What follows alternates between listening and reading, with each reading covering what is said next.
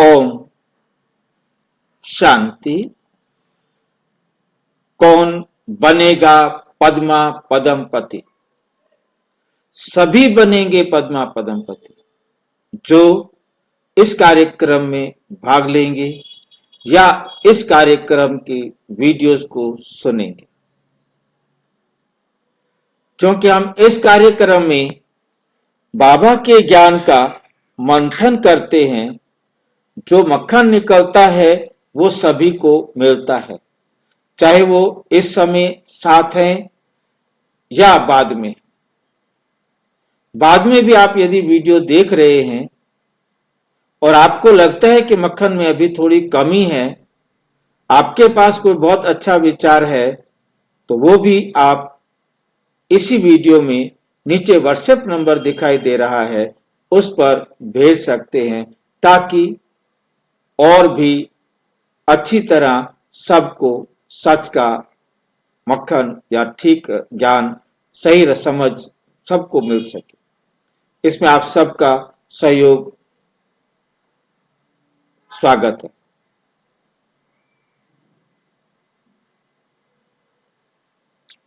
आज का हमारा विषय है ईश्वरीय संदेश और मुक्ति का मार्ग, कि मुक्ति का रास्ता कौन सा है। ईश्वरीय संदेश और मुक्ति का मार्ग।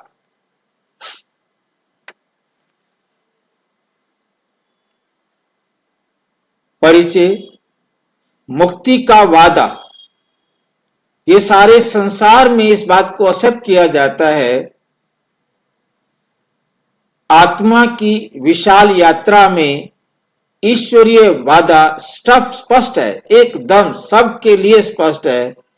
प्रत्येक आत्मा को सर्वोच्च सत्ता का संदेश प्राप्त होगा कि परमात्मा जो है वो सारे संसार की आत्माओं का पिता है और सबको ये ईश्वरीय संदेश मिलेगा।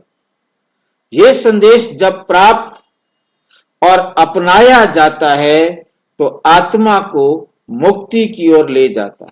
परमात्मा का जो संदेश है वो सब आत्माओं को जब वो अपने जीवन में इसको अपनाती हैं तो उनको क्या मिलती है? मुक्ति मिलती है।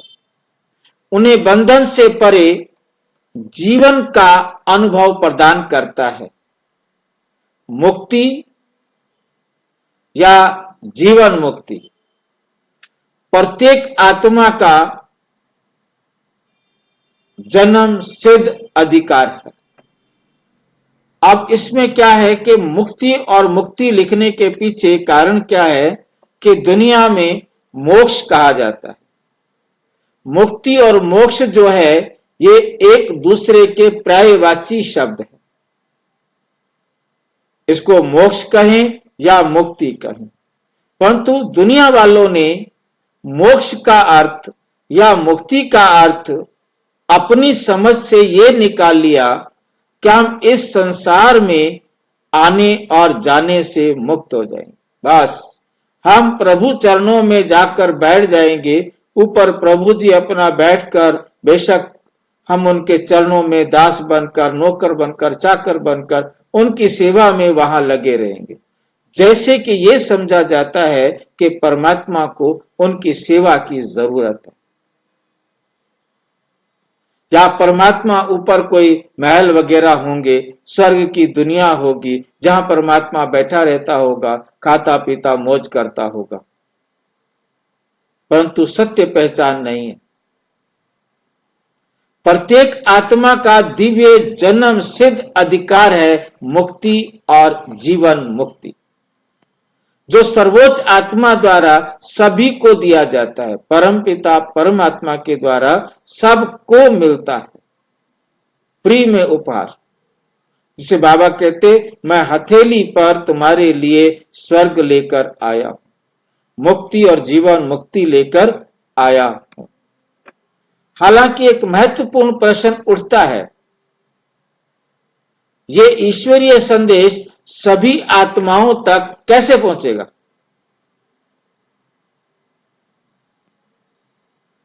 और यदि पहुंचेगा तो इसे किस तरह से पहुंचाया जाएगा?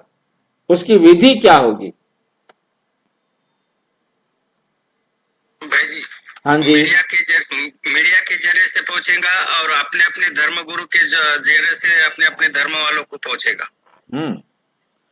इसकी जो व्यवस्था है वो वर्ल्ड ड्रामा के अंदर ऑटोमेटिक रिकॉर्डेड है, तय है, फिक्स है। एक्यूरेट टाइम पर हर आत्मा तक जैसे कल्प पहले पहुंचा था, इस बार भी उसी प्रकार से पहुंचेगा। वह हर कल्प पहुंचता है और पहुंचने में कभी मिस्टेक नहीं हो सकती, ना लेट हो सकता है ना फास्ट हो सकता है। 1 सेकंड पहले नहीं, 1 सेकंड लेट भी नहीं। ईश्वरीय संदेश की सार्वभौमिकता। परमात्मा ने आश्वासन दिया है कि प्रत्येक आत्मा को वास्तव में ईश्वरीय संदेश प्राप्त होगा, लेकिन जिस तरह से यह संदेश प्राप्त होता है वो व्यक्तिगत आत्मा की यात्रा और उनके द्वारा अनुसरण किए जाने वाले मार्ग पर निर्भर करता है। इसे सीधे और दृश्यमान रूप से प्राप्त कर सकती है, सीधे भी प्राप्त कर सकती है और दृश्यमान रूप से। दृश्यमान रूप क्या होता है? किसी भी प्रकार से उसे दिखाया जाए, समझाया जाए, बताया जाए, उसे साक्षात्कार हो। साक्षात्कार का भी किस प्रकार से हो सकता है वो भी अच्छी तरह समझ सकते हैं हम, कि उन्हें हम कोई समझाएगा, बताएगा, जिससे उसे सारी बात समझ में आ जाएगी। अन्य इसे अधिक सूक्ष्म या अप्रत्यक्ष रूपों में सामना करेंगे। अन्य दूसरे जो है इसे अधिक सूक्ष्म या अप्रत्यक्ष, बहुत ही सूक्ष्म रूप से या अप्रत्यक्ष रूप से, जिनको पता नहीं लगेगा सामने से, परंतु उन्हें पता जरूर लगेगा, संदेश जरूर मिलेगा और वो अपने जीवन में जितना उनका ड्रामा में पार्ट है वो अपना परिवर्तन करेंगे। नेक्स्ट है धार्मिक संस्थापकों की भूमिका। कोई आध्यात्मिक परंपराओं में धार्मिक संस्था स्थापकों की आत्माओं के माध्यम से दिव्य संदेश प्रसारित किया जाता है। जैसे धर्म पिताएं आएंगे, धर्म यहां पर धार्मिक संस्थापक जिन्होंने आकर के धर्म की स्थापना की, उन्हें हम धर्म पिता कहें, धर्म की स्थापना करने वाला कहें, वो जो है वहां पर अपने धर्म की आत्माओं को, अपने पंथ की आत्माओं को और संदेश देने के निमित्त बनेगी। कई आध्यात्मिक परंपराओं में धार्मिक संस्थापकों को की आत्माओं के माध्यम से दिव्य संदेश प्रसारित किया जाता है। ये व्यक्ति जिन्हें अक्सर दिव्य इच्छा के अवतार के रूप में देखा जाता है, अपने अनुयायियों तक पवित्र संदेश पहुंचाने में महत्वपूर्ण भूमिका निभाते हैं। जैसे कि हम देवता उपासकों की परंपरा में देखते हैं, जहां अनेक धार्मिक पूर्वजों की आत्माएं ब्रह्मा बाबा के रूप के माध्यम से परमात्मा के का संदेश सामने लाती है। इसी तरह विभिन्न धर्मों के अन्य संस्थापक दिव्य संदेश प्राप्त करेंगे और इसे अपने अनुयायियों तक पहुंचाएंगे। ठीक है, यह प्रक्रिया किसी एक मार्ग तक सीमित नहीं है,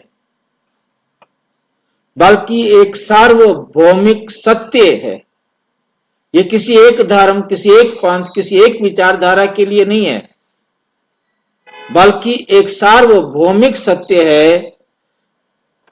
प्रत्येक धार्मिक संस्थापक, चाहे वो भौतिक या सूक्ष्म रूप में हो, मतलब बड़े रूप में हो या छोटे रूप में हो, दिव्य संदेश प्राप्त करेंगे और इसे अपने समुदाय के भीतर आत्माओं तक पहुंचाएंगे।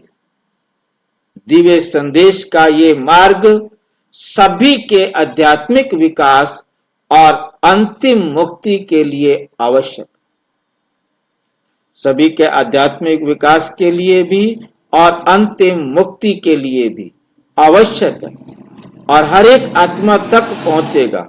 किसी भी आत्मा को ये शिकायत करने का अवसर नहीं मिलेगा कि हे प्रभु, आप इस धरती पर आए थे, हमें भी बुलाते, हम भी आते, हम भी अपना अधिकार प्राप्त करते।